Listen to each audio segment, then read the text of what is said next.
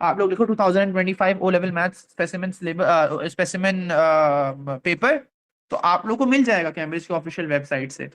सही है, नहीं भी है तो मैंने मेरे पास डाउनलोडेड है। अब इसको हम लोग जो है कवर करेंगे। स्पेसिमेन क्यों दिया जाता है, एक सैंपल पेपर होता है कि आपका पेपर जो है वो इस तरह का आएगा। ठीक है, तो अब इसको जरा देख लेते हैं। अभी आप लोग अपेयर हो गए तो बिल्कुल इसी तरीके से आएगा। तो देखो चेंजिंग्स क्या क्या कर दी गई हैं। सबसे पहली चीज 2 घंटे का कर दिया है, पेपर 1 है। ठीक है, पहले आता था पेपर 1 2 घंटे का, लेकिन 80 मार्क्स का होता था। अब 2 घंटे का पेपर आ रहा है 100 मार्क्स का। तो मार्क्स बढ़ा दिए, टाइम वही रहने दिया, तो उसका मतलब एक तरीके से टाइम कम कर दिया है ना। ठीक है, नॉन कैलकुलेटर बेस है, पहले भी यही था।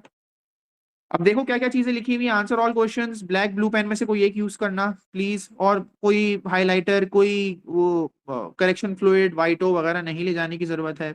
नेम सेंटर वगैरह आप लोग सब देख लोगे, ये बिल्कुल बच्चों वाली चीजें, आप लोग बड़े बच्चे हो, आप लोगों को पता होगा ये सब चीजें करनी होती हैं। यहाँ पे देखो इंस्ट्रक्ट किया हुआ है, रेजेबल पेन फ्लूइड पे कुछ नहीं करना है, बार कोड्स पे कुछ नहीं लिख देना। Calculator must not be use in this paper, हमें पता है पेपर में कैलकुलेटर नहीं आता। अब आईजीसीएसई स्टूडेंट्स के लिए भी ये पेपर 2 की नई बात हो गई कि उनके उसमें भी कैलकुलेटर नहीं है। हमारे उसमें था, हमारे लिए और नॉर्मल बात है कि हमारे पास पहले भी कैलकुलेटर नहीं था। अच्छा, इसके सर बाद ये क्या है। पॉइंट 2 पे ये HP पेंसिल क्या है? HB pencil for diagrams and graph. तो आप नॉर्मल पेंसिल ले जाओ, थोड़ी डार्क पेंसिल ले जाना ताकि वो डार्क आपकी डायग्राम बने। और जो है अच्छी शार्प पेंसिल ले जाना, और जो आप डायग्राम बना सकते हो। डायग्राम में क्या आ गया, हिस्टोग्राम आ गया, क्यूमुलेटिव कर्व आ गया, ग्राफ ऑफ फंक्शंस की डायग्राम आ गई। तो ये सारी चीजें आप बना, पाई चार्ट आ गया, तो ये आप बना के एचबी पेंसिल से बना सकते हो। कुछ बच्चे उसको भी पेन से बनाते हैं, एक्सेप्ट कर लेगा एग्जामिनर, लेकिन जब वो लिख के दे रहा है कि आप यूज कर सकते हो, तो आप वो यूज करो ना, ताकि आपकी अगर एक दफा गलत भी हो गया, लेट से पाई चार्ट किसी ने गलत कर दिया, अब वो क्या करेगा। अब तो वो कुछ कर ही नहीं सकता, वो थोड़ी बोल सकता सर दूसरा पेपर दे देते हैं। यहाँ पे मेरे पास उस पे बैठे हुए होते हैं, एग्जाम में इन्विजिलेट कर रहा होता हूँ मैं। तो बच्चे मुझे कहते हैं सर ये मेरे से पेपर गंदा हो गया, अब आप दूसरा पेपर दे दें। तो मैं यहाँ पे बोलता हूँ यार चलो आइंदा नहीं करना, ये लो दूसरा पेपर, वो वाला फाड़ के फेंक देता हूँ। सेंटर में ऐसा थोड़ी होगा, इन्विजिलेटर थोड़ी इतने फ्रेंडली होंगे, आपको बोलेंगे अच्छा सही है आपने हमारा पेपर जाया करा, दूसरा पेपर ले लो, ऐसा नहीं होगा। तो इट्स बेटर कि आप क्या करो, डायग्राम्स एचबी पेंसिल से बनाओ, इरेज इरेज कर देना अगर खराब हो गया। अगर पेन से बना दी तो मसला हो जाएगा, तो ये बात याद रखना, ठीक है। इसके साथ साथ ट्रेसिंग पेपर यूज किया जा सकता है। देखो यहाँ पे लिखा हुआ है, आपसे कोई बहस नहीं करेगा सेंटर में ले जाने में, तो आप एक ट्रेसिंग पेपर का टुकड़ा ले जा सकते हो। मेक श्योर उसमें पहले से कोई शेप्स नहीं बने हुए हो, वरना फिर पंगा करेगा कि भाई आप कुछ बना के लेकर आए हुए हो पहले से। एक A4 साइज ट्रेसिंग पेपर मिल जाता है, जिसको बटर पेपर, पार्चमेंट पेपर, तुम लोग जो सारी हरकतें कर रहे थे मैंने देखा था चैट में, तो वो जो तुम लोग कहोगे, पार्चमेंट कह रहा है, कोई बटर कह रहा है, कोई खाने का कह रहा है, जो भी है मिल जाएगा आप लोगों को, तो आप लोग ढूंढ लेना। और बस क्लियरली वर्किंग्स दिखानी है, कोई बच्चा लड़े नहीं कि सर ये 2 मार्क का था, मैंने डायरेक्ट आंसर दिया है तो आप 2 मार्क दें, नहीं। 2 मार्क का है, आप लोगों को वर्किंग शो करनी है। 1 मार्क का है, आप डायरेक्ट आंसर लिख सकते हो, उसमें भी प्रेफर्ड है कि आप वर्किंग लिखो। तो वो एग्जामिनर, अगर लेट से आपने आंसर ब्लैंक में जरा सी छोटी सी गलती कर दी, आपने गलती से माइनस लिख दिया या माइनस नहीं लिखा, लेकिन आपने वर्किंग में माइनस लिखा हुआ था, तो एग्जामिनर यहाँ थोड़ा लीनियंट होता है कि हाँ इस बच्चे ने सही किया। ठीक है, अब देखो इस तरीके से आपके पास दूसरा पेज जो होगा वो पूरे लिस्ट ऑफ फॉर्मूलाज होगा, जो अभी हमें सारे फॉर्मूले आते हैं। तो यहां से मैं अब स्टार्ट कर रहा हूं, बिस्मिल्लाह, स्टार्ट करते हैं इसको। Right 2.70486 correct to 3 decimal places. ठीक है, अब तुम लोग सुनते रहना, मुश्किल नहीं होगा, एक फ्लो में करते रहेंगे क्वेश्चन। डेसिमल प्लेसेस ये हो जाएगा 2.705। सिंप्लीफाई करना है, देखो यहाँ पे टाइम बचा है, यहाँ पे टाइम बचाऊंगा मैं अपना। 15y-2, अच्छा वाई वाई ही है सारे, तो ये हमारे पास हो जाएगा 15, और ये हो जाएगा फिर हमारे पास 13y। उसके बाद 13y यहाँ लिखा है, यहाँ पे भी जरूर लिखना 13y। उसके बाद ये है राइट डाउन मोड। हाँ जी, मोड निकालना है, मोस्ट रिपीटिंग, हाईएस्ट फ्रीक्वेंसी वाला, मोस्ट फ्रीक्वेंट वाला 9 है आंसर। अब कोई बच्चा मुझे कहे 6 आंसर है, नहीं 6 तो बता रहा है कि 9 आंसर है। ठीक है, आगे work out the total number of students in the group. Total number of students कैसे निकालें, क्या बोल रहे थे, bar chart shows the marks scored by a group of student in a test. Okay, सही है। टोटल नंबर ऑफ स्टूडेंट्स कितने हैं, यहाँ पे 2 हैं, चार चार स्कोर करने वाले 2 हैं, 5 स्कोर करने वाले 3 हैं, 6 स्कोर करने वाला एक ही है बच्चा, 7 स्कोर करने वाला अगेन 3 बच्चे हैं। 3 बच्चे ऐसे जिन्होंने 7 स्कोर किया है, और 8 स्टूडेंट्स ऐसे हैं जिन्होंने 5 स्कोर किया है। 9 स्टूडेंट्स ऐसे हैं, सॉरी 6 स्टूडेंट्स ऐसे हैं जिन्होंने 9 स्कोर किया है, मैंने शायद उल्टा बोल दिया होगा। तो 8 स्कोर करने वाले 5 स्टूडेंट्स थे, और नौ नौ स्कोर करने वाले 6 स्टूडेंट्स थे और 5 स्कोर करने वाले अगेन 10 स्कोर करने वाले अगेन 5 है। तो जिनमें डबल रीडिंग बनाई है वो उनको डबल का काउंट करो, बाकी सिंगल सिंगल काउंट करो। तो ये हो जाएगा आपका 1+2+3+3+5+5+6 10 10 16 16 और 6 22 23 25 स्टूडेंट्स हैं। Find the median score. Median कैसे निकालेंगे? मीडियन मतलब मिडिल वैल्यू होती है, ये अरेंज है, ये डेटा ऑलरेडी असेंडिंग ऑर्डर में अरेंज्ड है 4 5 6 7 8 9 10। आपके पास 21 स्टूडेंट्स है, आप क्या करोगे? 25 स्टूडेंट्स है, आप लोग करोगे 25 + 1/2। याद करो n + 1/2 से पोजीशन आती थी, तो ये आ गई 26/2। 26/2 से 13th पोजीशन पे हमारा आंसर है। अब अगर हम 13 पोजीशन निकालें तो यहाँ पे जो बच्चे आ रहे हैं जो 4 स्कोर करके बैठे हुए हैं, यहाँ पे 2 बच्चे आ रहे हैं, यहाँ पे 3 बच्चे आ रहे हैं, टोटल कितने हो गए? 5 बच्चे हो गए। छठा बच्चा यहाँ पे होगा, 7वां 8वां 9वां बच्चा यहाँ पे है। ठीक है, उसके बाद क्या निकालने की? 13 पोजीशन है ना, 9वां बच्चा यहाँ पे है, उसके बाद 5 बच्चे यहाँ पे हैं, तो 10वां 11वां 12वां 13वां और 14। तो यहाँ पे 13 स्टूडेंट यहाँ पे आ गया, तो 8 आपका क्या है? मीडियन है। क्या कर रहा हूँ मैं? 8 आंसर है। ठीक है, अगर किसी को कंफ्यूजन है तो वो मुझसे पूछ सकता है, मैं 10 सेकंड दे रहा हूँ। All good? Yes, sir. The scale diagram shows the position of town A and town B। देखो ये स्केल डायग्राम होती है। Town B is due to town B is due north of town A। The scale of the drawing is 1 centimeter to 5 kilometers। ठीक है, scale diagram क्या है कि अगर इस स्केल डायग्राम में, इस डायग्राम में अगर आप 1 सेंटीमीटर कुछ मेजर करते हो तो वो असल रियल सिनेरियो के अंदर 5 किलोमीटर का होगा। तो क्या बोल रहे हैं अभी ये लोग कि टाउन बी और टाउन ए है, टाउन ए के बिल्कुल नॉर्थ पे ऊपर टाउन बी है। स्केल डायग्राम आपको लोग बता दी, स्केल मैप बता दिया।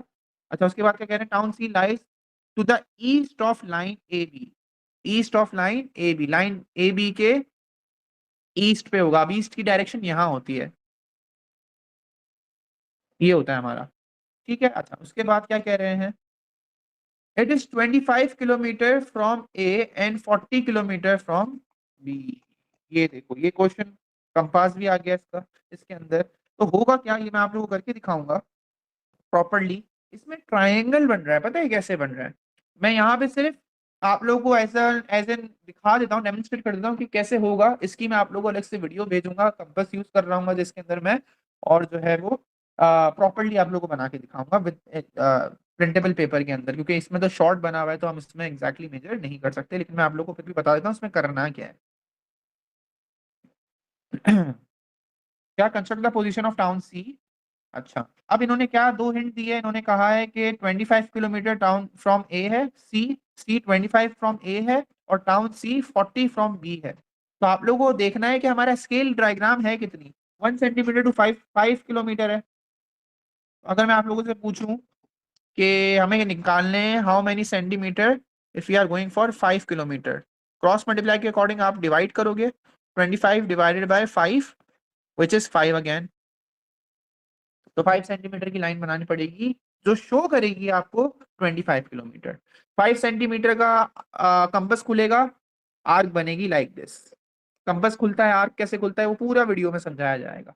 कंपास ऐसे खुलता है, कंपास हमारे पास कोई ऐसे ही, हमारे पास ये आ गया कंपास। कंपास में यहाँ पे एक पिन होती, निप होती है, और यहाँ पे आप पेंसिल को इंसर्ट करते हो। तो आपको कितना खोलना होगा इसको? अगर फॉर एग्जाम्पल यहाँ पे आपके पास स्केल चल रहा है तो आपको 5 सेंटीमीटर का खोलना है। 1 2 3 4 5 लेट्स से ऐसे। तो आपने 5 सेंटीमीटर का खोल लिया, और उसके बाद आपने यहाँ पे उसकी पिन रखी कंपास की, और यहाँ से आपने एक आर्क बना दी ऐसी। उसके बाद क्या करना पड़ेगा? उसके बाद क्या करना है? यहाँ पे 40 फ्रॉम बी है, तो अगेन रेशो लगाओ। 1 सेंटीमीटर में जब हमारे पास 5 किलोमीटर था, तो 40 किलोमीटर में हमारे पास कितने सेंटीमीटर होगा? क्रॉस मल्टीप्लाई करेंगे, ये आपका आ रहा है 8। तो 8 सेंटीमीटर की आर्क फ्रॉम बी। तो यहाँ पे वापस अब आप क्या करोगे? कंपास आप 8 सेंटीमीटर तक खोलोगे लाइक दिस। 8 सेंटीमीटर का कंपास खुलेगा, स्केल से चेक करोगे 8 सेंटीमीटर, लेट से यहाँ पे 0 सेंटीमीटर लिखा है, यहाँ पे 8 सेंटीमीटर, 8 का डिवीजन है तो आपको पता चल जाएगा मैंने 8 सेंटीमीटर खोल लिया है। यहाँ पे उसकी निप रखोगे और यहाँ से आर्क बना के आर्क ज्वाइन कर लोगे। जहां दोनों आर्क ज्वाइन हो रही होंगी वो आपका पॉइंट होगा पॉइंट सी। फिर आप उनको क्या कर दोगे, पॉइंट सी को थोड़ा सा डार्क करके, थोड़ा सा यहाँ डार्क करना, फिर ज्वाइन कर देना। ये आप लोग का पूरा शेप बन जाएगा। फिर क्या कह रहे हैं, measure the bearing of town C from town A. Town A पे नॉट बनेगा, सी तक की लाइन तक जाएंगे तो ये वाला, ये याद रखना। इसको किससे करेंगे, इसमें क्या लिखा हुआ है वर्ड मेजर्ड लिखा हुआ है, तो आपको प्रोट्रैक्टर रखना पड़ेगा। प्रोट्रैक्टर कैसे रखा जाता था सबको पता है? यस। प्रोट्रैक्टर में दो स्केल हुआ करते थे। If you guys remember, protractor में दो स्केल हुआ करते थे। प्रोट्रैक्टर की तस्वीर भी भेजी थी आप लोगों ने, पूरा प्रोट्रैक्टर का हम लोगों ने। चलो मैं दिखाता हूँ प्रोट्रैक्टर, वेट करो।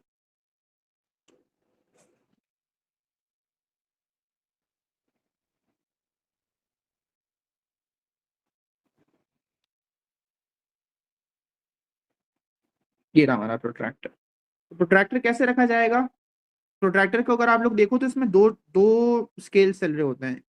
अगर आप इस लाइन से फोकस कर रहे हो तो यहाँ पे बाहर का स्केल लेके 0 से इससे चलना पड़ेगा। अगर आप वहां के तो वहां से आपको देखना पड़ेगा इस स्केल को।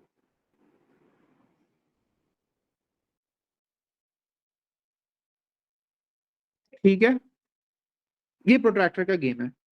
प्रोट्रैक्टर में अब आप प्लेसमेंट कैसे करोगे, अगर आपको क्या निकालनी है,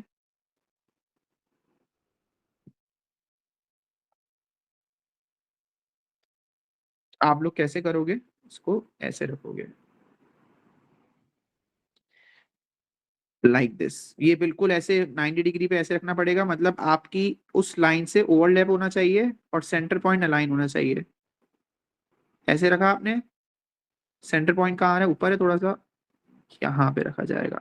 थोड़ा सा ना इसको मैंने ऐसे करना होगा जी। अब देखो इसको ऐसे देखने के बाद, अब क्योंकि हमारी लाइन है ना ऊपर ओवरलैप कर रही है इस जगह से, पहले भी समझा चुका हूं, ये यहाँ ओवरलैप कर रही है, तो यहां से आप चेक करना।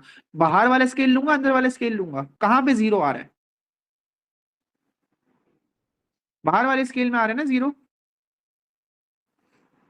हेलो, जी सर। तो बाहर वाले स्केल से आप काउंटिंग स्टार्ट करो टिल दिस लाइन। तो ये 70 आ रहा है मेरी डायग्राम के अकॉर्डिंग। ठीक है, अगर यहाँ से कुछ बच्चा करता है, बच्चा 120 या 110 लिख के बैठ जाता है, बोलता है सर 110 एंगल है, ऐसा हो ही नहीं सकता। तो आप लोग थोड़ा सा कॉमन सेंस भी यूज करो। और ये ओवरलैपिंग वाला गेम है कि आपकी अगर यहाँ से जो मैंने पिंक हाईलाइट किया यहाँ से ओवरलैप हो रही है लाइन, तो यहाँ के डिवीजन के यहाँ के इसके हिसाब से आपको देखना पड़ेगा कि यहाँ 0 कहाँ आ रहा है। तो बाहर वाले स्केल में 0 आ रहा है तो आप यहाँ से देखोगे। तो ये एक प्रोट्रैक्टर से आप मेजर कर सकते हो। ठीक है, कोई मुश्किल बात नहीं है। फिर क्या है, write down the reciprocal of 9। ये हो गया क्वेश्चन, एक एक मार्क के क्वेश्चन, 3 और 1 मार्क का क्वेश्चन था। देखो इसमें हमारे पास 3 मार्क की कंस्ट्रक्शन आई है, कंस्ट्रक्शन को सीरियस लेना है। ये एक मैंने तरीका बता दिया, इसकी मैं वीडियो आप लोग को भेज दूंगा कि प्रॉपरली कैसे डायग्राम बन रही है विद द एक्यूरेट आंसर इंशाल्लाह। अच्छा, उसके बाद क्या है, रेसिप्रोकल ऑफ 9 है तो 1/9 किया जा सकता है, कोई इशू नहीं है, बहुत आसान है। देखो यहाँ आपने टाइम बचाया अपना, ठीक है, और टाइम कहाँ कहाँ बच रहा है ये देखते भी रहना। मोड मोड पे टाइम बच रहा है, बहुत बच गया टाइम। चलो, अब ये कैसे करते हैं, इससे भी टाइम बचाओ।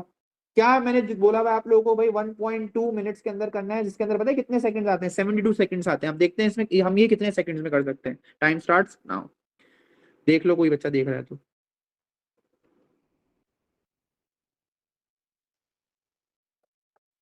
कितने हुआ, कितने सेकंड में हुआ, मेरे ख्याल में 5 सेकंड्स, 4 सेकंड्स। ठीक है, तो इस तरह टाइम बचाना है। अब 72 सेकंड से 4 सेकंड्स में काम कर लिया मैंने। अच्छा, आगे चलो। अब देखो 3 मार्क का क्वेश्चन है। बॉड मास फॉलो होगा इस फ्रैक्शन को सॉल्व करने के लिए। बॉड मास कैसे सॉल्व होगा, आवाज आ रही है सबको?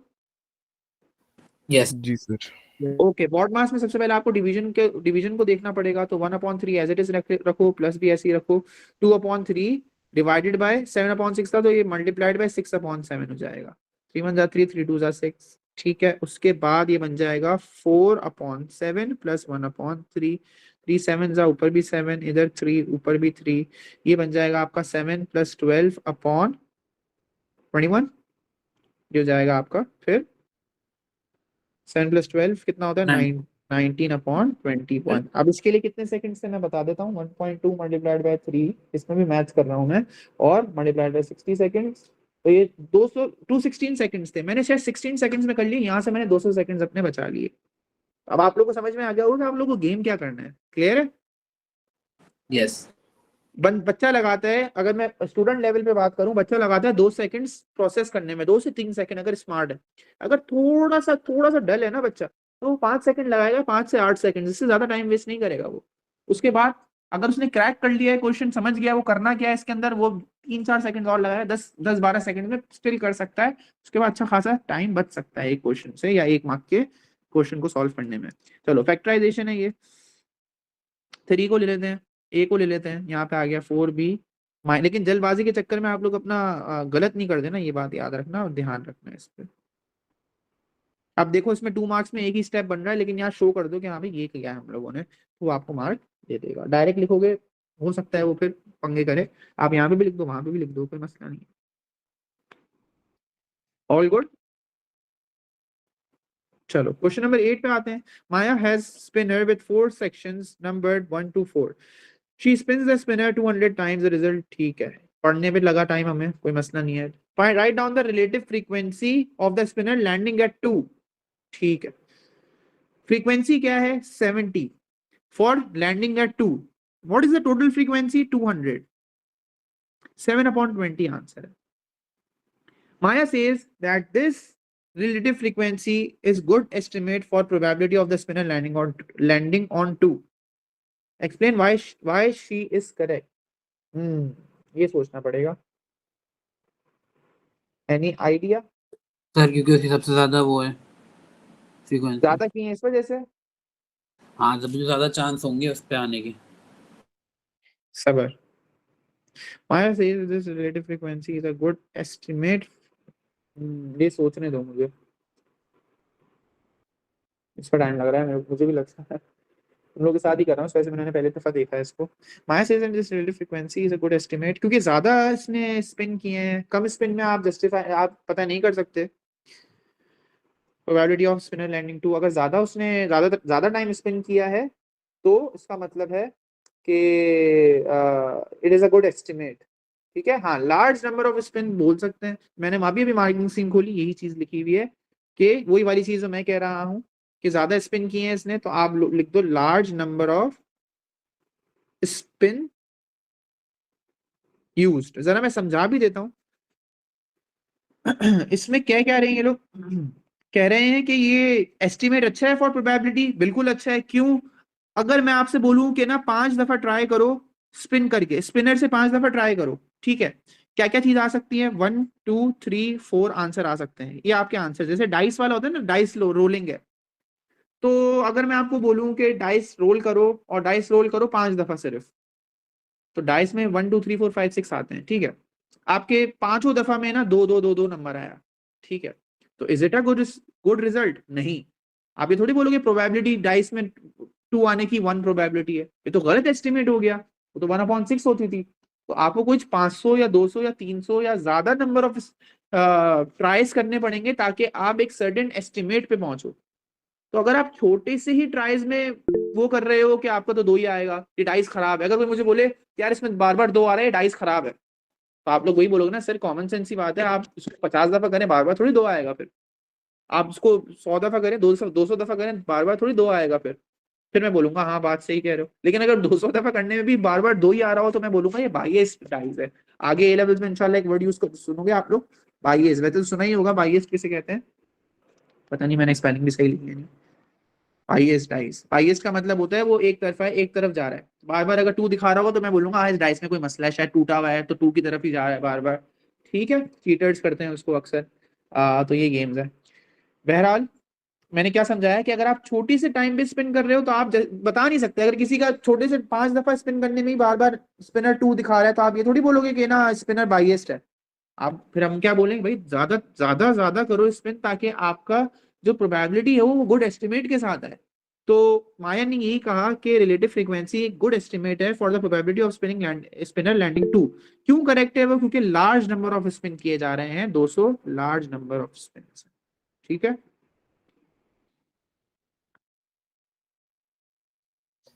इसके बाद माया स्पिन्स द स्पिनर 500 टाइम्स, ठीक है, पहले 200 टाइम्स किया जा रहा था, तो 200 टाइम्स में कितनी दफा आ रहा था? आप कह सकते हो 200 टाइम्स में दो तरीके से होगा ये। 200 टाइम्स में आप लोग कह सकते हो कि ये 70 रिजल्ट दिखा रहा था फॉर स्पिनर लैंडिंग ऑन 2। तो 500 में कितनी दफा दिखाएगा? क्रॉस मल्टीप्लाई करो, ये बन जाएगा 500 मल्टीप्लाइड बाय 70 डिवाइडेड बाय 200।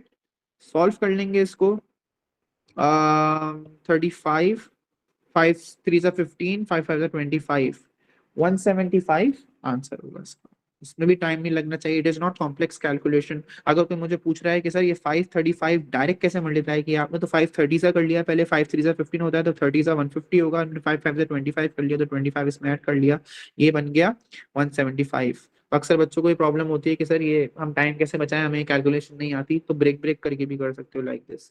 अच्छा, कोई बच्चा अगर रिलेटिव फ्रीक्वेंसी यूज कर रहा है तो वैसे भी कर सकते हैं। रिलेटिव फ्रीक्वेंसी 7/20 आई थी, रिलेटिव फ्रीक्वेंसी का क्या होगा? फेवरेबल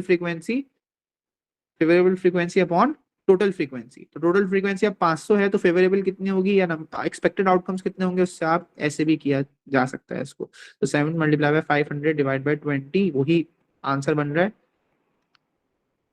7 नहीं, सॉरी 5 नहीं, एक मिनट एक मिनट एक मिनट, एक मिनट रुक जाना, मैंने यहाँ पे क्या किया है? ऊपर हमने कोई गड़बड़ी की है क्या?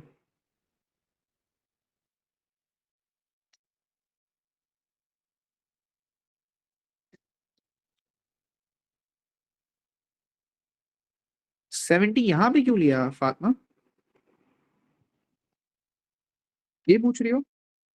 यहाँ पे 70 इसलिए लेना है क्योंकि अगर ये 200 टाइम्स कर रहा था तो उसमें 2 आने की फ्रीक्वेंसी 70 बन रही थी ना।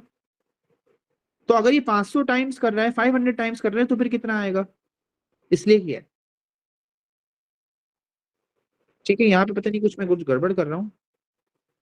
आंसर आंसर नहीं सही है, बिल्कुल सही है, 25 होगा, 35 नहीं होगा, 25 होगा। 25 एंड 25 एंड 7 यही आंसर देता है। कैलकुलेशन एरर कर रहा था मैं, बहरहाल आ गया। आगे चलते हैं। The equation of the line P is 5x plus 2y equals to 13. The equation of the line Q is y equals to 2x minus 7. Find the gradient of the line P. Line P का gradient extract करना मैंने सिखाया हुआ है। y equals to mx plus c के format में लेके जाना होता है इसको। तो ये हो जाएगा y equals to minus 5x plus 13. y is equals to minus 5x upon 2 plus 13 upon 2. आ गया minus 5x upon 2. minus 5 upon 2 sorry. ठीक है, आगे चलते हैं। Find the coordinates of the point of intersection of the line Q with the x axis. x axis में line cut कर रही है, इसका मतलब y क्या होगा? 0। हाँ, लेट से कौन सी लाइन है ये? लाइन Q है ना। लाइन Q क्या कर रही है? x एक्सिस पे कट कर रही है, किसी सर्टेन पॉइंट पे कर रही है, तो y क्या होगा उसके हिसाब से? 0 होगा। लेट से अगर लाइन ऐसी है तो ये x एक्सिस पे कट कर रही है, यहाँ पे कट कर रही है, तो हमारे यहाँ पे y क्या होगा? 0 होगा। ये बात सबको पता है? जी सर।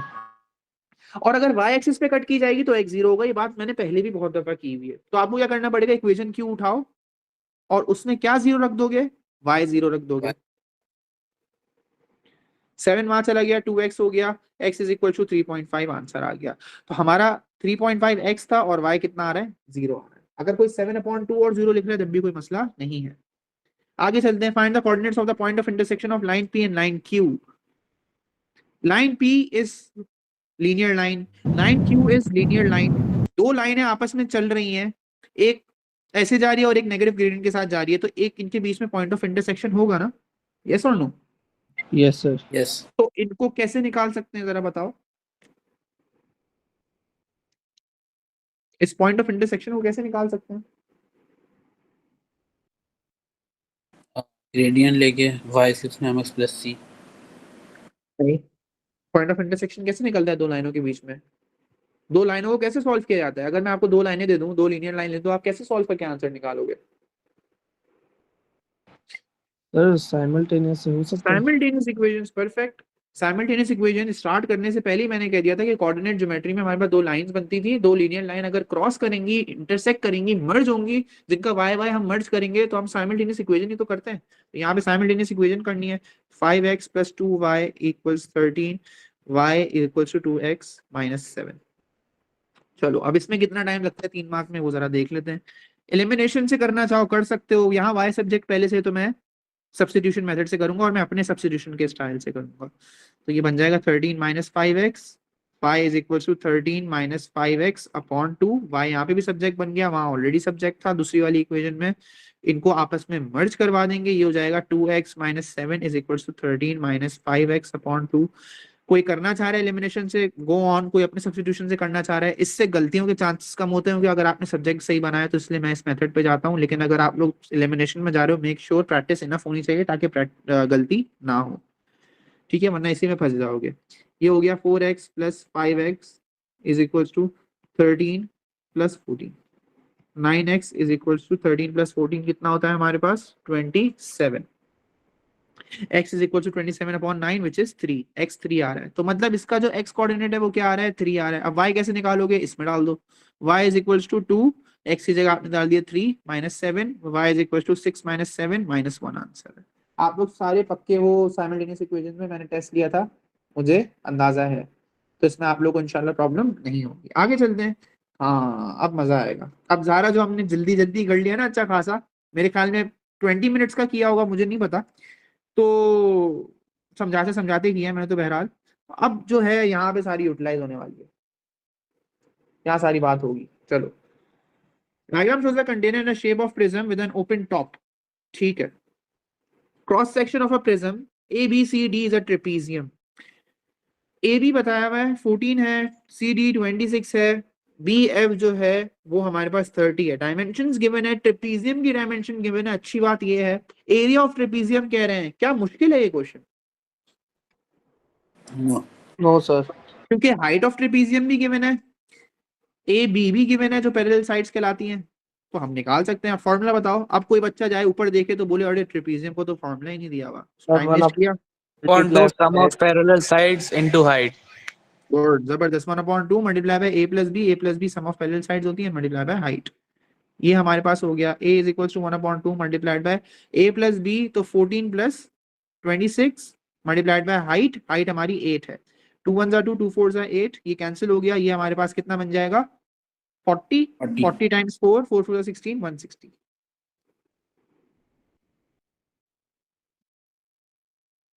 Okay sir. सही है, ओके गुड। आगे चलते हैं। Calculate the capacity of the container in litres. Capacity किसे कहते थे? वॉल्यूम, इसके अंदर कितना पानी फिल कर सकते हो, इस तरह समझ लो। कैपेसिटी इसकी कितनी है, कितनी गहराई, कितने अंदर आप कुछ भर सकते हो इसके अंदर, तो बेसिकली वॉल्यूम मांग रहे हैं। वॉल्यूम ऑफ प्रिज्म क्या होता है? एरिया, वॉल्यूम का क्वेश्चन नहीं दिया ना टेस्ट में, तो किसी को याद नहीं है वॉल्यूम ऑफ प्रिज्म का। आसान है, बहुत आसान है, सोचो थोड़ा सा जब तक मैं पानी पी नो। वो तो एरिया का है ना। 3 डायमेंशन है ये, वॉल्यूम 3 डायमेंशन ऑब्जेक्ट्स का ही निकलता है ना भाई। Cross section area multiplied by length. Cross section क्या होगा? Trapezium is a cross section, और लेंथ कहाँ है? ये रही लेंथ। आप लोगों ने ऐसे वो देखा है, वो जो इंस्टाग्राम में इस तरह के ना सोशल मीडिया में वो चल रही होती हैं, वीडियोस आती हैं जिसमें वो ना कोई कैंडीज होती हैं, कैंडी फैक्ट्री में उसको जल्दी जल्दी जल्दी तोड़ रहा होता है और अंदर शेप बना हुआ होता है। देखा है ऐसा कुछ? नहीं। नहीं देखा? अक्सर सेटिस्फाइंग वीडियोस में आ रहा होता है, वो लंबी सी वो उसको कैंडी बनाते हैं और उसके बाद उसको ना जल्दी जल्दी तोड़ के ना उसके अंदर से छोटे छोटे छोटे छोटे शेप्स निकाल रहे होते हैं। अच्छा, तो उसमें ना, हाँ, किसी ने देखा है? पता नहीं था। नहीं देखा तो लेट्स से उसके अंदर एक स्ट्रॉबेरी बनी हुई होती है ऐसे, मैंने देखी है। स्ट्रॉबेरी बनी हुई है ना, तो ऐसे लंबा सा वो चल रहा है, तो उसको है ना सिलेंडर को काट रहे हैं जल्दी जल्दी, तो ना सारी शेप स्ट्रॉबेरीज के आ रहे होते हैं, मतलब ऐसे उसके अंदर से यही शेप बन रहे होते हैं और वो छोटे छोटे से सिलेंडर्स में टूट रहा समझ होता है। गया समझ गए? तो क्रॉस सेक्शन क्या होता है? जिस ये हमारा क्रॉस सेक्शन कहलाता है, इसमें उसने स्ट्रॉबेरी बनाई हुई है, क्योंकि आप शेप जहां से काटोगे वैसा ही आपके पास शेप निकलेगा। तो कुछ बच्चों को ये कंफ्यूजन होती है क्या सर ये क्रॉस सेक्शन कहलाएगा, या अगर हमारे पास एक एक ट्रेपीजियम है, ट्रेपीजियम बेस्ड हमारा पिरामिड है, तो पिरामिड कह रहा हूँ सॉरी, प्रिज्म है, तो प्रिज्म में क्रॉस सेक्शन ये होगा या ये होगा। तो जो आपको सामने नजर आ रहा है ना वो हमारा क्या है? वो हमारा क्रॉस सेक्शन है। अच्छा क्रॉस सेक्शन है, सो कट भी यहां से करता रहूं मैं तो अंदर से ट्रेपीजियम ही निकलते रहेंगे ना बार बार। आधा कर दो उसको बीच में से, जब भी आपके पास ट्रेपीजियम का फेस निकलेगा फ्रंट फेस। तो क्रॉस सेक्शन हमारा क्या है, बेसिकली ट्रेपीजियम है। ओके सो ट्रेपीजियम का एरिया पहले भी निकलवाया 160, यहाँ पे 160 एज इट इज लिख दिया, और लेंथ कितनी है हमारे पास 30 है, तो ये बन जाएगा 160 मल्टीप्लाई बाय 30। 16 और 3 को मल्टीप्लाई करो, जीरो को भूल जाओ। 16 और 3 कितना होता है, 48। 48 48 गुड। 48 और फिर जीरो लगा लो। 16 3 कैसे होगा, 16 16 32 होता है, 32 16 और ऐड कर देंगे तो 42 48 हो जाएगा। फिर ये ऐसे भी कर सकते हो या जो साइड पे बॉक्स बना के भी कर सकते हो, लेकिन ये आंसर आपका आ रहा है सेंटीमीटर क्यूब में। बताओ क्यों, कि सारी डायमेंशन सेंटीमीटर में थी। They want our answer in litres. Keep that in mind के 1 लीटर में 1000 ml भी होते हैं, या फिर 1 लीटर के अंदर 1000 सेंटीमीटर क्यूब भी होते हैं। ठीक है, तो क्या मतलब कि 1 सेंटीमीटर क्यूब और 1 ml सेम होता है, बिल्कुल सेम होता है। ठीक है, तो अगर आपके पास सेंटीमीटर क्यूब में they want it in litres, बड़ी यूनिट में जाने का कह रहे हैं, तो आप क्या कर दोगे, डिवाइडेड बाय 1000। आंसर क्या आ रहा है, 4.8। शाबाश, सबको समझ में आ गई ये बात, यूनिट कन्वर्जन भी समझ में आ गया। कन्वर्ट नहीं करोगे 1 मार्क मिलेगा। चलो calculate the total surface area of the inside of the container. आ गई खतरनाक बात, 6 मार्क का ही है। चलो अब करना क्या है, इनसाइड है आउटसाइड है, देखो कोई मसला नहीं है। इनसाइड में कौन कौन से फेसेस आ रहे हैं, फेसेस काउंट करने हैं। पहले बैठ के 1 मिनट लगा दो। चलो 6 मिनट में कितने मिनट है पहले ये देख लेते हैं। 6 मिनट में कितना टाइम मिल रहा है आप लोगों को, 1.2 मिनट्स, या आप लोगों को मिलने 7.2 मिनट, 7.2 मिनट्स मिल रहे हैं आप लोगों को। 7.2 मिनट्स में मेरा मशवरा है 1 मिनट पहले समझ लो, 1 मिनट भी नहीं आधे मिनट समझ लो उसमें कि फेसेस कितने हैं। आगे एक फेस है जिसका एरिया हमने पहले से निकाला हुआ है, तो उसको मल्टीप्लाई बाय 2 करेंगे, पीछे भी आ जाएगा। सही है। अच्छा बाकी फेसेस क्या है, यहाँ पे एक दफा रीड दे देना, लिखा हुआ है ओपन टॉप है, तो चलो वो तो गया, ऊपर तो कुछ भी नहीं है। नीचे का क्या है, नीचे बेस है हमारे पास, किस चीज की बेस है, उसकी डायमेंशन क्या है 30/14, ये भी निकल जाएगा, कोई इश्यू वाली बात नहीं है। हाँ ये जो फेसेस है ना, अब देखो ये फेसेस और ये फेसेस सेम है, कौन से मैं बताता हूँ। ग्रीन से हाईलाइट कर रहा हूँ, ये फेस और ये फेस जो यहाँ पे चल रहा है, जो लेफ्ट राइट फेस है, ये दोनों सेम है। पता है कैसे पता चला मुझे, because it is isosceles trapezium. यहाँ मेंशन नहीं था लेकिन यहाँ पे देखो ये मार्किंग्स दी। सारा गेम पता है क्या है, इसकी डायमेंशन पता है किसकी, CBGF की या फिर ADHE की डायमेंशन एक पता है, लेंथ 30 है, हाइट ऑफ रेक्टेंगल नहीं पता। नहीं पता ना, जिनको उन्होंने मार्किंग भी किया हुआ है, मार्क भी किया हुआ है। यस। फंस गए। अब ये आपने जब इवेलुएट कर लिया, अब आप लोगों को ये सोचना है कि यार ये कैसे निकालें। चलो सबके पता चल गई, सरफेसेस पता चल गई, नीचे बेस है 2 लेफ्ट राइट, ये हो गए 3, और आगे और पीछे 4 5 फेस सरफेसेस हैं। 5 सरफेसेस में से हम 2 3 को क्रैक कर गए, लेफ्ट राइट वाले को क्रैक नहीं कर रहे क्योंकि इसकी एक लेंथ मौजूद नहीं है। तो इस लेंथ को निकाला कैसे जाए, एनी आइडिया।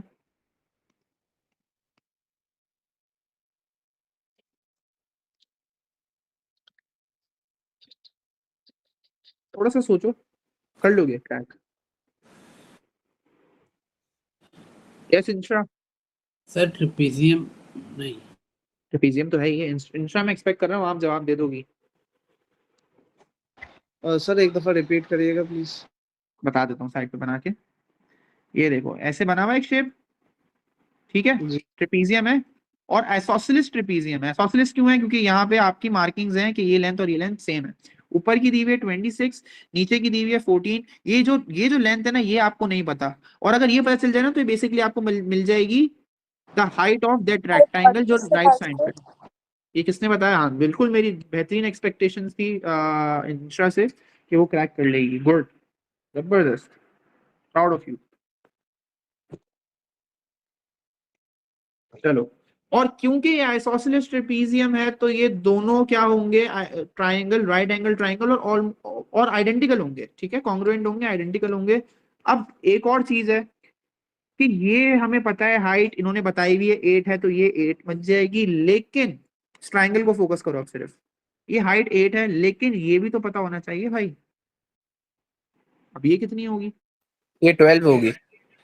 ये 12 क्यों होगी, रीजन बताओ। 26 40 माइनस 26 का माइनस होगा। 14, ये 12 नहीं होगी, लेकिन आप लोगों ने यहाँ से लेके यहाँ तक तो बता दिया कि यहाँ से लेके यहाँ तक 14 है। 6 होगी। हाँ 6 होगी। क्या आंसर्स निकल रहे हैं भाई, A स्टार आने वाला है इंशाल्लाह। चलो गोल्ड सबका आएगा इंशाल्लाह। बहरहाल इंशाल्लाह, तो ये आपके पास क्या बन जाएगा, प्रॉपर्ली बेस और हाइट बन जाएगी, और हाइपोटेनस निकालना है जो कि हमारी डायमेंशन कहलाएगी for the height of the rectangle. तो अभी हम लोग क्या करेंगे, हाइपोटेनस स्क्वायर इक्वल्स, अब हमें समझ में आ गया। हमने अभी तक बातें की है, हमने अभी तक कुछ नहीं किया था। नीचे देखो मैंने खाली छोड़ा हुआ है, 6 मार्क के लिए बातें करनी थी। क्योंकि मैं आप लोगों से पूछ रहा हूँ ये बार बार, तो मैंने यहाँ पे 2 से 2.5 या 3 मिनट वेस्ट कर दिए होंगे। लेकिन जब आप लोग बैठ के देखोगे, मैं कह रहा हूँ ऑनेस्टली ट्रस्ट करो, जिस तरह इंश्रा जैसी तैयारी अगर तुम लोग की हुई भी होगी तो तुम लोग फौरन से क्रैक कर लोगे। अच्छा पाइथागोरस थ्योरम लगाना है, तो अब यहाँ से शुरुआत करनी है, पाइथागोरस थ्योरम लगाना है, ये लेंथ निकालनी है, उसके बाद सरफेस एरिया निकालने, काम खत्म। तो सबसे पहले Pythagoras theorem, h square equals to 6 square plus 8 square, h square equals to 36 plus 64, 100 h square under root किया, h इक्वल्स टू 10। ये लेंथ हमने निकाल ली 10 सेंटीमीटर, किसकी, रेक्टेंगल्स की। चलो अब हमें पता है एरिया ऑफ ट्रेपीजियम बार बार निकालने की जरूरत नहीं है, बस उसको मल्टीप्लाई करना पड़ेगा। एरिया ऑफ ट्रेपीजियम्स लिख दोगे सारी चीजें तो अच्छा है। एरिया ऑफ ट्रेपीजियम्स इसलिए लिखा है 2 है, तो 2 मल्टीप्लाई बाय 160 हो जाएगा ये। ठीक है, तो ये हो गया आपके पास 320 सेंटीमीटर स्क्वायर। उसके बाद क्या है हमारा एरिया ऑफ बेस, बेस की डायमेंशन क्या है 14/30, 14/30 इक्वल्स टू, अच्छा ये बताओ कितना होगा, ये 14 को 3 से कर लो, 420। 420, गुड जबरदस्त, 420 सेंटीमीटर स्क्वायर। चलो एरिया ऑफ बेस हो गया। अब एरिया ऑफ रेक्टेंगल्स, लेफ्ट और राइट रेक्टेंगल्स है, तो एरिया ऑफ रेक्टेंगल्स लिख दो, सिर्फ उनको सिर्फ दिखाना है कि आपने करा क्या है। अगर नहीं भी लिखता ना कोई बच्चा, फिर भी समझ में आ जाएगा, लेकिन अगर आप अपना काम ऑर्गेनाइज रहोगे ना तो बड़े अच्छा इंप्रेशन पड़ेगा। रेक्टेंगल्स, तो ये हमारा हो जाएगा 2 टाइम्स ऑफ, क्या है हमारे डायमेंशन क्या निकली, 10 और 30 ना, 10 मल्टीप्लाइड बाय 30, तो ये बन गया 300। टोटल आंसर आएगा 600 centimetre square. Total surface area is equals to, सबको ऐड कर दो, 320 720 740 740 और 600 कितना होता है, सर 1350। 13 है, 1340 आएगा। 40 यस, सर। तो ये 6 मार्क्स का गेम था। अब देखो हमने कैलकुलेशन करने में इतना टाइम नहीं लगाया, पाइथागोरस थ्योरम भी इजी था, इसको मल्टीप्लाई करना भी आसान था, डबल करना है इसको। हाँ इधर फंस सकता है कोई बच्चा, तो कोई मसला नहीं है, 14 और 3 को अलग से कर ले, फिर 0 लगा दे एंड में, ये भी आसान था, ऐड करना भी आसान था। तो देखो करना आसान है, समझना थोड़ा सा, समझने में थोड़ा टाइम लग जाता है। जी कोई कुछ पूछ रहा था? मुझे जी पूछना था सर, ऊपर करेंगे 1 मिनट। सर जो आपने बॉक्स बनाया है इसकी यहाँ पे, इस पे यहाँ पे बना दें, इसी पे डायग्राम पे कौन सा, ये जो मैंने ऊपर बनाया है ट्रेपीजियम, हाँ इसकी जो लेंथ बनाई है डायग्राम पे बना दें। देखते रहना, प्रॉपर बनाया दूंगा तुम्हारे लिए बस।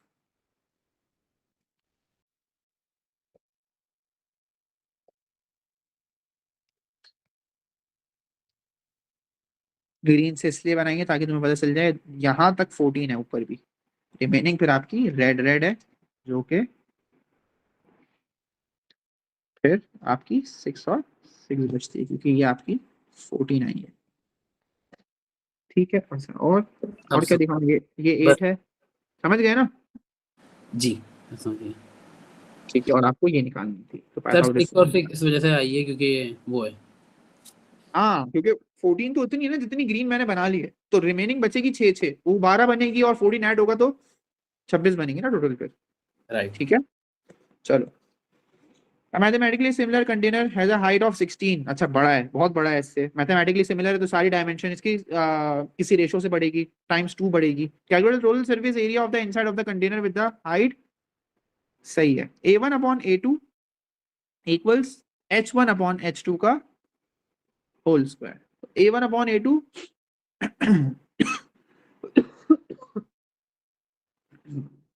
A1/A2 ले लेते हैं 1340 अपॉन एरिया जिसका अननोन कर देते हैं, दूसरे वाले का जिसकी हाइट आपके पास 16 थी और दूसरे वाले की हाइट हमारे पास 8 थी, होल स्क्वायर।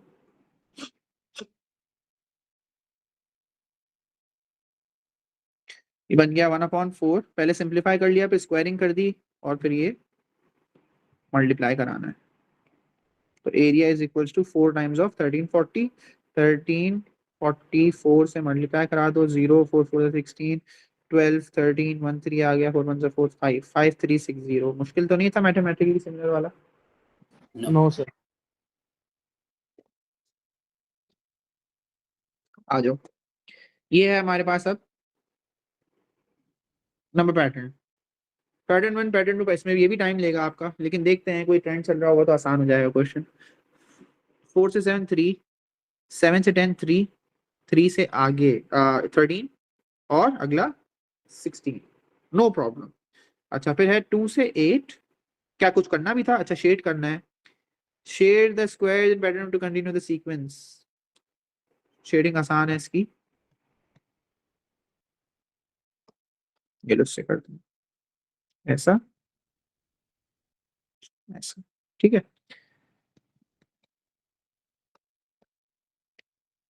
फिर क्या था हमारा, नीचे क्या कह रहे हैं, 2 8 18। पैटर्न 4 में कितनी बन रही हैं आप ऊपर से भी देख सकते हो, वाइड स्क्वायर्स कितने होंगे, 1 2 3 4 5 6 7 8 9 10 11 12 13 14 15 16, 16 टाइम 2 32 होगा, ये 32 हो गया। अगले में क्या होगा, कोई पैटर्न नजर आ रहा है, कोई सीक्वेंस नजर आ रही है? तो अगर इसमें देखें तो 6 का डिफरेंस है, उसमें देखें तो कितने का डिफरेंस है, 10 का डिफरेंस है, उसमें कितने का डिफरेंस है, देखो 32 और 18 में कितना डिफरेंस है, 14 14. 14, 14 का डिफरेंस है। तो अगले वाले में कितना डिफरेंस होना चाहिए, सीक्वेंस देखो 6 से 8, 18. 18 का डिफरेंस होना चाहिए, तो 50 आंसर आएगा। ठीक है, ऐसे निकाल लिया हम लोगों ने। Right an expression in terms of and for the number of grey square. Number of grey के लिए एक्सप्रेशन पूछी जा रही है, बहुत आराम से निकलेगी, बहुत आराम से। कैसे निकलेगी, a plus D N minus one लगेगा, क्योंकि लीनियर सीक्वेंस से कॉमन डिफरेंस आ रहा है। फर्स्ट टर्म है हमारी 4, तो a हमारा 4 है, कॉमन डिफरेंस हमारा कितना है, 3 है। a plus D term is equal to a plus D N minus one. Term equals to a की जगह 4 लिख दिया, d की जगह आप लोगों ने 3 लिख दिया, और n minus one. t is equals to 4 plus 3n minus 3, t is equals to 3n plus 1। Without wasting much time हमने आगे आगे चलेंगे अब। Write an expression in term of n for the number of white squares in a pattern n। Quadratic है, quadratic sequence है, दो तरीकों से कर सकते हैं, या तो थोड़ा सा अगर दिमाग लगाओ तो एन स्क्वायर की एक्सप्रेशन के साथ इसको कंपेयर करो। एन स्क्वायर के आंसर्स क्या होते हैं, एन स्क्वायर की टर्म के साथ, एक्सप्रेशन सॉरी टर्म्स के साथ, तो उसके आंसर क्या होते हैं, 1 4 9 16 फिर 25 एंड देन 36। अब ये आपके पास आ गई, अब इसको कंपेयर करो विद द वाइड स्क्वायर, क्योंकि उसकी सीरीज वो उसकी इक्वेशन मांग रहे हैं, तो क्या कंपैरिजन देखो, क्या कुछ कोई +2 हो रहा है? नहीं, अगर मैं इंस्टा में इसको इससे प्लस करूंगा तो 3 आएगा ना। नंबर ऑफ वाइट वाले का पता है क्या दिया हुआ है, व्हाइट वाले का दिया हुआ है 2, उसके नीचे रख के देखोगे ना समझ में आ जाएगा, 2 8 18 32 और 50। अब बताओ कोई हिंट मिली? एन स्क्वायर को कंपेयर करो विद द वाइट की सीक्वेंस, बहुत आराम से नजर आ रही है मुझे, आप लोगों को क्यों नहीं नजर आ रही? उसमें पहली टर्म 1 आ रही है तो इसमें 2 आ रही है, उसमें 4 आ रही है तो उसमें 8 आ रही है, उसमें 9 आ रही है तो उसमें 18 है, उसमें 16 है तो 32 है, उसमें 25 है तो 50 है। नहीं समझे? Multiply by 2. मल्टीप्लाई बाय 2, ये तो एन स्क्वायर की सीरीज को ही मल्टीप्लाई बाय 2 करोगे तो वाइट टाइल की सीक्वेंस आ जाएगी, आंसर आ गया। अगर कोई कंपैरिजन की तरफ जाता है तो बहुत आराम से निकल सकता है, लेकिन फिर वो कोई अगर इस पे जाना चाह रहे हैं, A plus D N minus one plus C upon two N minus one N minus two कर सकता है, कोई मसला नहीं है। जब भी अक्सर आप लोग एग्जाम में जोन आउट हो जाते हो, नहीं समझ में आ रहा होता, इस तरह की चीजों को कंपेयर नहीं कर पाते हो, तो आप लोग क्या करो, फिर इस पे चले जाना, कोई मसला नहीं है। सही है, आगे चलो। Pattern 10 and pattern 11 in the sequence are made from gray squares and white squares. Find the difference between the total number of the squares needed to make pattern and total number of square needed to make pattern 11. Pattern 10 फॉर्मूले हैं दोनों के लिए। Formula है इसमें था t is equals to 2n square, उसका formula क्या है t equals to 3n plus 1। तो अगर मैं निकालना चाहूँ कि पैटर्न 10 में ग्रे एंड वाइट स्क्वायर्स कह रहे हैं ना, तो ग्रे स्क्वायर्स कितने निकलेंगे? तो हम लोग क्या कर सकते हैं, ग्रे के लिए हम लोग इक्वेशन यूज कर सकते हैं 3n प्लस 1। तो अगर आप लोग यहाँ पे 10 लिखोगे तो यहाँ पे आपको पता चल जाएगा कि 31 ग्रे इस्तेमाल हो रहे हैं फॉर पैटर्न 10। तो लिख दिया फॉर 10th पैटर्न, हमारे पास ये बनेगा। आ गया, ये ग्रे आ गए। व्हाइट निकालने के लिए क्या करोगे, 2n स्क्वायर लगाओगे, वही फॉर्मूला 2n स्क्वायर में आ जाएगा। अब इधर क्या रखोगे, अंदर n की जगह लिख दोगे 10 लिख दोगे, ठीक है, क्योंकि 10 का निकालना है। तो इसका क्या आंसर आ रहा है, इसका आंसर आ रहा है 200, है ना। 10 का स्क्वायर 100 टाइम्स 200, तो ये वाइट आ गई। अगर मैं टोटल देखूं कि मुझे पैटर्न 10 बनाने के लिए कितने स्क्वायर्स चाहिए, टोटल स्क्वायर, तो ये आपके पास आ जाएंगे 231, ठीक है। ये किसके आ गए, 10 के आ गए। इसी तरीके का डेटा हम 11 का करेंगे। फॉर 11th हम लोग करेंगे t is equals to 3 bracket 11 plus 1, 34 आ गया इसके लिए। 3 11 33 34, 34 ग्रे आ गए। समझ में आ रहा है मैं कर क्या रहा हूँ या नहीं समझ में आ रहा? आ रहा है सर। ठीक है, गुड। 11 का स्क्वायर 121, 121 को डबल करेंगे 242 आ जाएगा, 242। ये आपके आ गए वाइट। अब इसको टोटल करेंगे, टोटल स्क्वायर्स, तो ये आपके आ जाएंगे total in for the 11th one. Total कितने हो जाएंगे हमारे, 34, ये जाएगा 70 76, 276 स्क्वायर्स आ जाएंगे। अब इनको क्या करना पड़ेगा, माइनस करना है, डिफरेंस चाहिए इन लोगों को, ठीक है। डिफरेंस कैसे निकलेगा, 276 माइनस 231। बेसिक चीज थी, बस लेंथी थी, खामा टाइम वेस्ट हो रहा था यहाँ पे हमारा। चलो अब मुझे बताओ, इसको सब्ट्रैक्ट करके बताओ।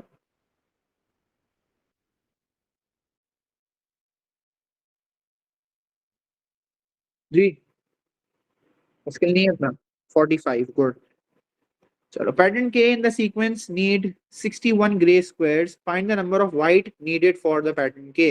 ये 4 मार्क का है। देखो सुनो मेरी बात और समझो। पैटर्न के हमें नहीं पता कि पैटर्न के कौन सा है, जैसे पैटर्न 11 था 10 था, तो एन हमें नहीं पता, एन हमारा इस बार के होगा, ठीक है। दूसरी चीज 61 ग्रे स्क्वायर्स लगेंगे उसके अंदर, वो इन्होंने बता दिया। तो हम लोग ऐसे कर सकते हैं कि ग्रे वाले की सीक्वेंस उठाएं और उसकी जगह, क्योंकि हमें पता है 61 लग रहे हैं, हमें आंसर पता है, तो हम उसकी जगह एन की जगह के डाल के 61 टी की जगह डाल के सॉल्व करके निकालने की कौन सा पैटर्न चल रहा होगा। ये बात समझ में आई?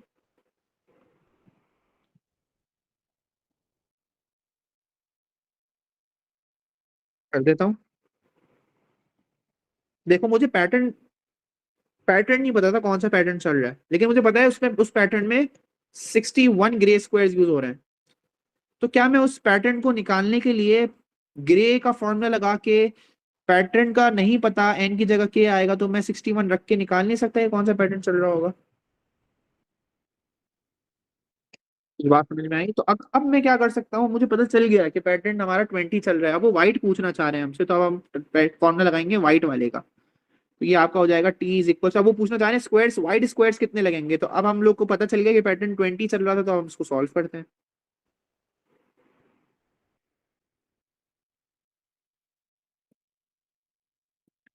एट 800 स्क्वायर आ रहा है। समझ गए आप लोग सब? और इधर टाइम बचा है, 4 मार्क का दे दिया, आसान था। समझना था सिर्फ कि कहना क्या चाह रहे हैं। सही है, अरीब, हुजैफा, इंसरा, यस सर। अब्दुल्ला, जैद। जी जी सर। चलो आओ वेक्टर पे आओ। कितना रह गया, थक गया मैं। पेपर तो है देखो। Position vector. ये P1 है। जी ये P1 है, आपका ऐसा P2 होगा। The position vector of point A is -2 and 3, A B दिया हुआ है और बोला हुआ है A B is equals to B C, find the position vector of C. Position vector तो समझना पड़ेगा, पोजीशन वेक्टर का मतलब क्या होता है, ओ सी निकालना है आपको। ए दिया हुआ है, पोजीशन वेक्टर तो मतलब ओ ए दिया हुआ है आपको। सब कुछ समझो पहले जो मैंने समझाया है, बेसिक चीज है। ए बी गिवन है, अच्छा, और बताया हुआ ए बी बी सी के बराबर है। ये सारी चीजें हमें दी हुई हैं, ठीक है। हम क्या कर सकते हैं जरा समझते हैं। A B and B C बराबर है, हम ये कर सकते हैं इसके अंदर कि हम लोग एक लाइन बना लेते हैं, A B and B C, A B and B C, since they both are equal, तो एक ही लाइन पे लाई कर रहे होंगे, दोनों के वेक्टर सेम है 5 एंड -1, क्योंकि A B equal to B C vector है 5 एंड -1। तो अगर मुझे ए सी निकालना होगा तो मैं क्या कहूंगा, A C is 2 times of 5 and -1, right. पहले इतना बताओ, समझ में आया? जी, ओके। फॉर ए सी अगर मुझे इसको पोजीशन वेक्टर्स में ब्रेक करना है तो मुझे जाना पड़ेगा ए ओ एंड देन ओ सी, तभी बनता था ए सी। याद करो, मैंने बोला था बीच वाला कॉमन होना चाहिए, ये आप लोग बातें पता होंगी। ए सी के लिए ए ओ प्लस ओ सी होता था, तो ए सी हमें पहले से पता है, ए ओ भी पता है, लेकिन हमें उल्टा करना पड़ेगा उसको, तो ये हो जाएगा 2 एंड -3। ओ ए ये था, ए ओ उल्टा हो जाएगा, साइन रिवर्स हो जाएगी, साइन रिवर्स कर देंगे, और ओ सी आपको निकालना है, तो ओ सी एज इट इज आ जाएगा 10 -2 -2 एंड -3 इक्वल्स टू ओ सी। मैंने वहां भेज दिया, अब इसको सॉल्व करते हैं, ये हो जाएगा 8 और प्लस माइनस ये हो जाएगा हमारा 8 एंड 1, ये आंसर है।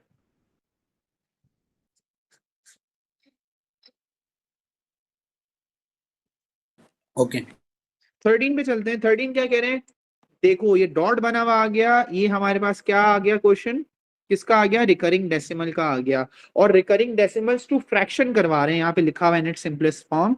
तो अगर आप लोगों को चीजें याद हो तो बहुत अच्छी बात है, नहीं है तो अभी रिवाइज हो जाएंगी। कि सबसे पहले हम लिखते थे लेट x इक्वल्स 0.23333।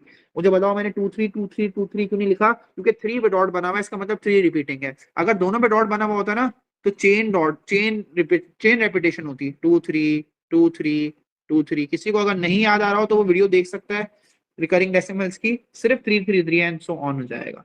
अच्छा, तो लेट x इक्वल टू 0.2333। अब आगे चलते हैं, हम कर सकते हैं इसको 10x equals 2.3333 and so on. अगर हम 100x कर दें तो ये हो जाएगा आपका 23.33। एक मिनट, हाँ 23.33 होगा, क्या नीड है, हाँ हो सकती है, यूज कर सकते हैं, हम इसको कर सकते हैं 100। ये हो जाएगा आपका, माइनस जब करेंगे इसको और इसको, 90x इज इक्वल्स टू 333 खत्म, 23 में से 21 आ जाएगा यहाँ पे, x इज इक्वल्स टू 21/90। अब मैं समझाऊंगा, पहले मैं कर लेता हूँ, हो गया है बल्कि, 3 7 21, 3 3 7/30 आंसर है। अब मैं समझा देता हूँ अगर आप लोगों को याद नहीं हो। सबसे पहले हम क्या करते थे, जो हमारे पास रिकरिंग डेसिमल चल रहा है ये, उसको ऐसे लिख दो ताकि आप बता सको कि हमने x को इससे इक्वेट किया है। अब उसको मल्टीप्लाई करेंगे तो यहाँ पे एक डेसिमल आप आगे ले जाओगे तो 2.3 बन जाएगा, और अगर आप मल्टीप्लाइड बाय 100 करोगे तो 2 डेसिमल आगे चले जाएंगे। अच्छा, ये मुझे करने की क्यों जरूरत पड़ी, ये क्यों जरूरत आई, वैसे डायरेक्ट भी हो सकता है, इससे और आसान हो जाता है। ये इसलिए कर रहा हूं मैं ताकि जो रेपिटेशन है ना वो सेम हो जाए। अभी रेपिटेशन क्या थी, ये है रेपिटेशन, ऊपर क्या है रेपिटेशन, ये है रेपिटेशन, ऊपर और नीचे की रेपिटेशन सेम नहीं है। तो मैंने क्या करा, इसको 100 से मल्टीप्लाई करके किया ताकि मेरे पास जो नेवर एंडिंग जो रेपिटेशन चल रही है वो सेम हो जाए। अब कुछ बात समझ में आई कि मैंने 10 से भी किया और 100 से भी किया। और जब आप इनको माइनस करोगे तो इनका आंसर आएगा 90, और इनको माइनस करोगे तो जो रेपिटेशन है ना वो माइनस हो जाएगी, और 2 और 23 में से माइनस हो जाएगा, तो 23 - 2 21 आ जाएगा। ठीक है सर, जी आपने बोला रेपिटेशन सेम करना है, तो रेपिटेशन तो ऊपर भी सेम हो गई 2.33 पे। वो देखो किया उससे भी जा सकता है, उसमें रेपिटेशन सेम नहीं है। देखो यहाँ पे 2333 है, उसमें 333 है, फर्क है दोनों में। 0.23333 है, उसमें 2.33333 है। ओके देखो करा उससे भी जा सकता है, ये मैं अपनी आसानी के लिए कर रहा हूँ। आप लोग को एक और ऑल्टरनेट मेथड बता देता हूँ। अगर आपने सिर्फ 10x निकाला जब भी आंसर आएगा 0.2333 and so on, 10x is equals to 2.3333 and so on. Minus करो इनको तो ये हो जाएगा 9x, इनको माइनस करोगे ना तो पोजीशन वैल्यूज का गेम है, पोजीशन वैल्यूज गौर से देखो, 0 और 2 माइनस हुआ तो 2 ही आया, 0 और 2 माइनस हुआ तो 2 ही आया। और उसके बाद अगर मैं माइनस कर रहा हूँ 3 और 2 से तो 1 आ रहा है, और बाकी सारी चीजें क्या हो रही हैं, 0 हो रही हैं, खत्म हो रही हैं, तो 2.1 आ गया। तो ये ऐसे भी किया जा सकता है, देखो 2.1 अपॉन 9, लेकिन फिर आपको डेसिमल रिमूव करके इसको 90 करना पड़ेगा, ऊपर 21 बन जाएगा, वही आपका 21 अपॉन 90, और इसको सॉल्व करेंगे आपका x is equal to 7 upon 30 answer आ रहा है। ठीक है, ऐसे भी कर सकते हैं। Okay sir. यस दोनों सर। तरीके हैं। ठीक है, 100 में इसलिए कर रहा हूँ, मैं डेसिमल से जान छुड़ा रहा हूँ, डेसिमल खत्म हो जाएंगे, मैं डायरेक्ट आंसर निकाल लूंगा। आ जाओ इस पे करते हैं। इसमें नजर आ रही है ऑल्टरनेटिव सेगमेंट थ्योरम लगती हुई, मुझे डायरेक्ट नजर आ गई है। बहरहाल 5 मार्क का क्वेश्चन है, एक्सप्लेन भी करना पड़ेगा, एक्सप्लेनेशन भी है, पता नहीं क्यों अटक रहा है ये 2 minute.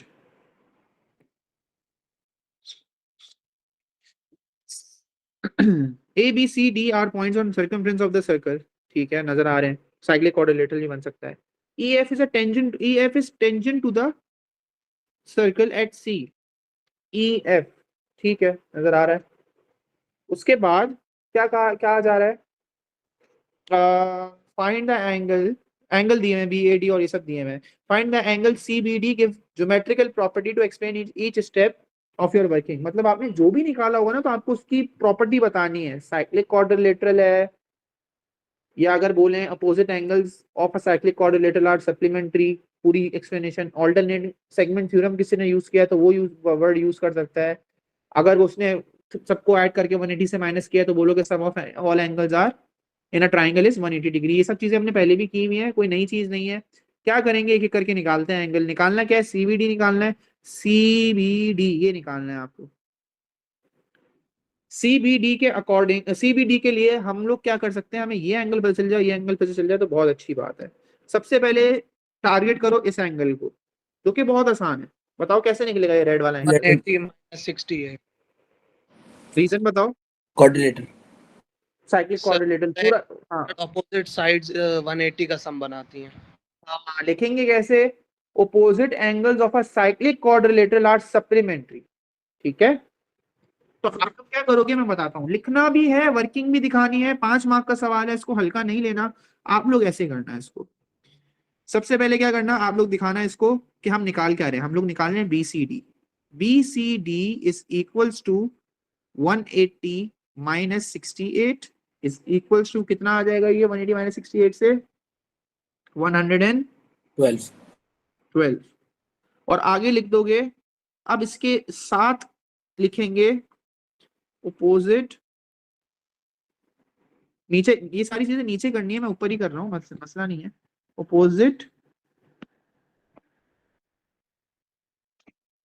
angles in cyclic quadrilateral are supplementary. Supplementary angles वो angles होते हैं when they sum up they sum up to 180 degree.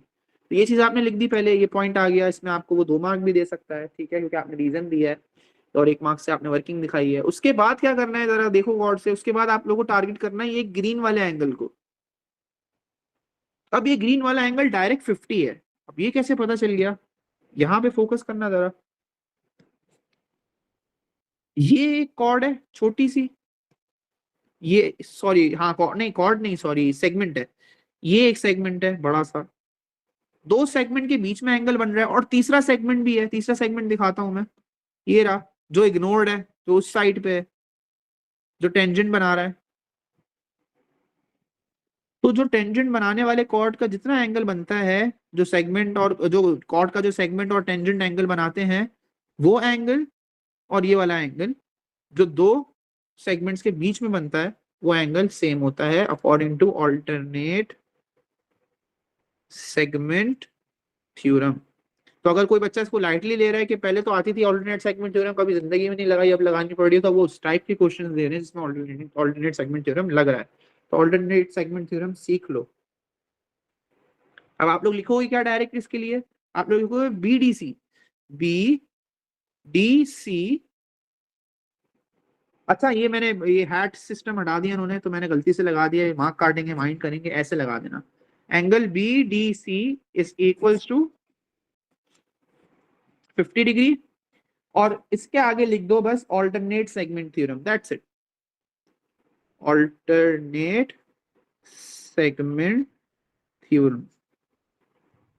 अगर कोई लिखना चाह रहा है associated with B C E, तो वो फर्दर एक्सप्लेन करना चाह रहा है कि बी सी ई या डी सी एफ या इस तरीके से समझाना चाह रहा होगा ना, तो वो कर सकता है, कोई मसला नहीं। ठीक है, यहां तक बात हो गई। और तीसरी चीज आ जाएगी हमारी, ये हमने एंगल निकाल लिया था, ये वाला एंगल हमें निकालना क्या है वैसे, सीबीडी निकालना है ना। हाँ यही तो फाइंड करना है, हमने दो एंगल्स निकाल लिए, 6 के अलावा हमने ये एंगल भी निकाल लिया था विच इज 112। तो ये 50 आ गया, 112 आ गया, अंदर ट्राइंगल नजर आ रहा है जो अनशेडेड है। अब आप लोग क्या करोगे, इसको निकालने के लिए क्या करोगे, फॉर एंगल सीबीडी आप लोग करोगे 180 माइनस, अंदर इन दोनों को प्लस कर दो, 112 प्लस 50, तो ये बन जाएगा आप लोग का 18 आ जाएगा। 162। हाँ 162 से माइनस करने कितना आ रहा है, 18। Yes sir. ठीक है, अब इसके आगे क्या लिखोगे, इसका क्या लिखोगे, बोलोगे angles in a triangle sum up to 180 degree.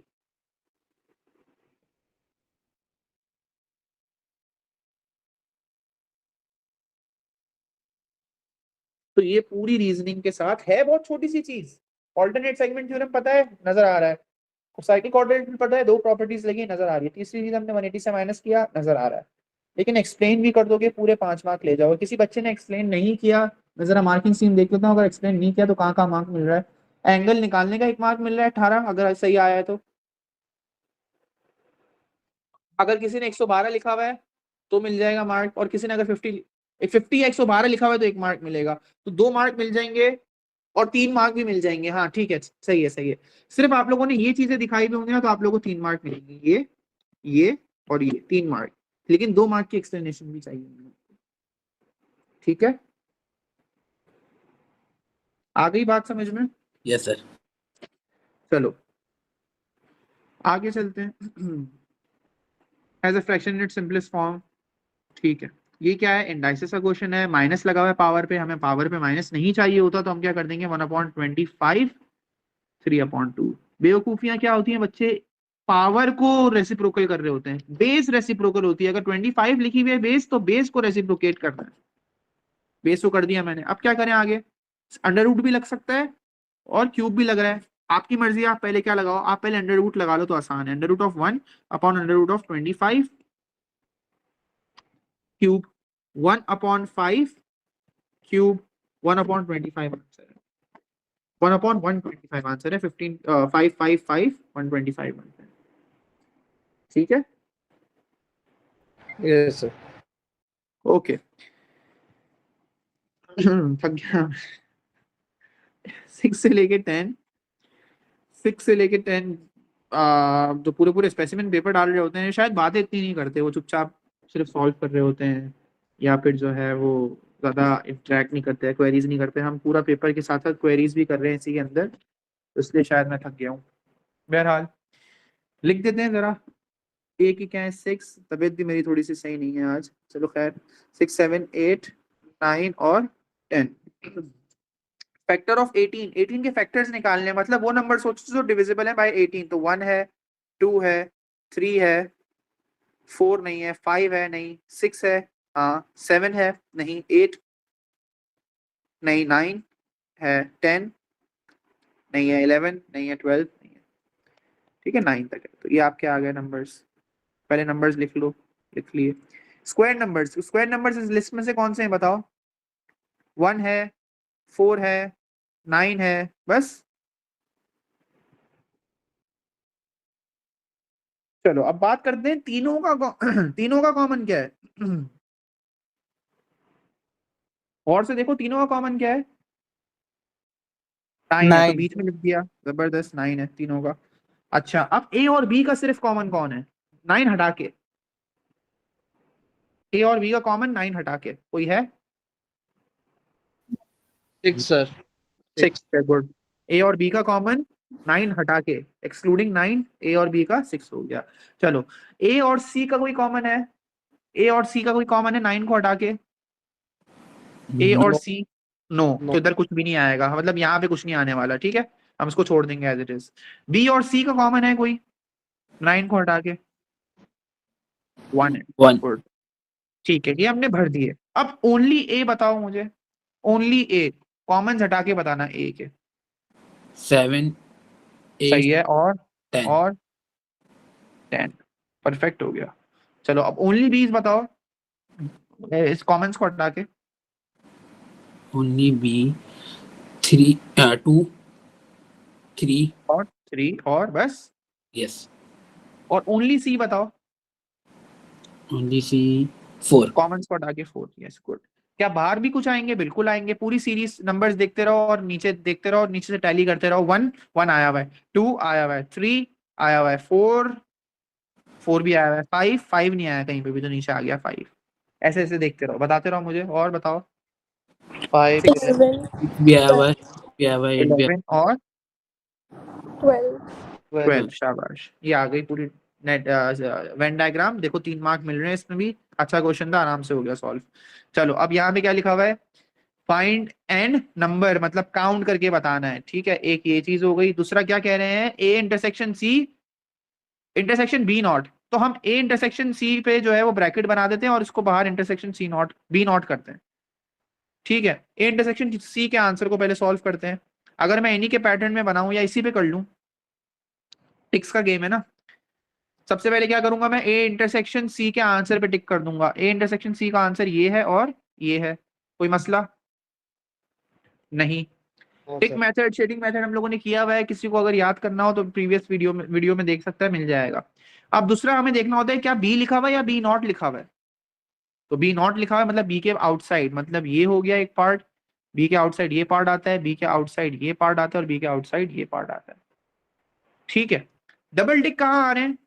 अच्छा, इंटरसेक्शन का मतलब होता है टेक ओनली या शेड ओनली डबल टिक 1, बाहर वाले इंटरसेक्शन को देखते थे, तो ये हम लोग डबल टिक में देखेंगे ये वाला पार्ट कहना चाह रहे हैं। तो इस पार्ट में नंबर कितने आ रहे हैं, कितने 0, नंबर आ रहे हैं? 0, तो फिर 0 आंसर है, ठीक है। आगे चलूं? Yes, sir. ठीक है। The time some student take to travel to school one morning are shown the table, ठीक है। फ्रीक्वेंसी, ठीक है ठीक है ठीक है। हिस्टोग्राम बनाना है, हिस्टोग्राम के लिए यहाँ पे दे दिया 5 to 10 में क्या होगा, फ्रीक्वेंसी गिवन नहीं है, फ्रीक्वेंसी डेंसिटी गिवन है, उसकी फ्रीक्वेंसी डेंसिटी हमारे पास आ रही है 1.6, ठीक है। 1.5 1.6 1.6 है, तो 1.6 है class width frequency density equals frequency upon class width. अगर मैं फ्रीक्वेंसी डेंसिटी में अगर 1.6 लिख रहा हूँ, फ्रीक्वेंसी में अगर मैं f लिख रहा हूँ, क्लास विड्थ में मैं क्या लिखूंगा, 5 लिखूंगा, क्योंकि इन दोनों का गैप 5 का है।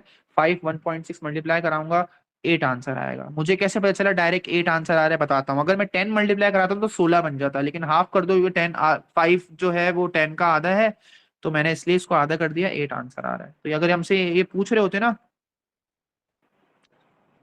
एक्स पूछा ही नहीं इन्होंने, ये तो गलत बात है, बिला वजह निकाला। बहरहाल चलो बाकियों को करते हैं सॉल्व। आगे कहीं ना कहीं एक्स्ट्रा काम होगा, चलो हमने पहले से निकाल लिया है। 10 से 20 में 16 आ रहा है, 16 अपॉन 10 1.6 बनेगा ये भी जी। हेलो, रिपीट कर दें, मेरा अटक रहा था net. Frequency density equal to frequency upon class width. हमें हिस्टोग्राम बनाने के लिए सबकी फ्रीक्वेंसी डेंसिटी चाहिए। क्लास विड्थ 10 से 20 की फ्रीक्वेंसी डेंसिटी क्या आ रही है, फ्रीक्वेंसी अपॉन क्लास विड्थ, तो 16 अपॉन 10, क्लास विड्थ कितनी है, 10 है ना, Yes. 1.6 आ रही है। इसका नया टेबल बनाते हैं, ये 8 आ रहा था, इसकी 1.6 आ रही है, ये भी 1 ये फ्रीक्वेंसी डेंसिटी का कॉलम बन रहा है, ये 1.6 है, ये भी 1.6 है। अच्छा, ये 5 और अपॉन 29 है, फ्रीक्वेंसी 29 है अपॉन 5 है। इसको कैसे करें डेसिमल्स में, कोई बता सकता है? 5 को मल्टीप्लाई बाय 2, उसको भी मल्टीप्लाई बाय 2 40 जबरदस्त जबरदस्त अपॉन 10 और फिर 30 को 2 से मल्टीप्लाई करेंगे 60, लेकिन 58 होगा, ये 58 अपॉन 10 5.8 होगा ये।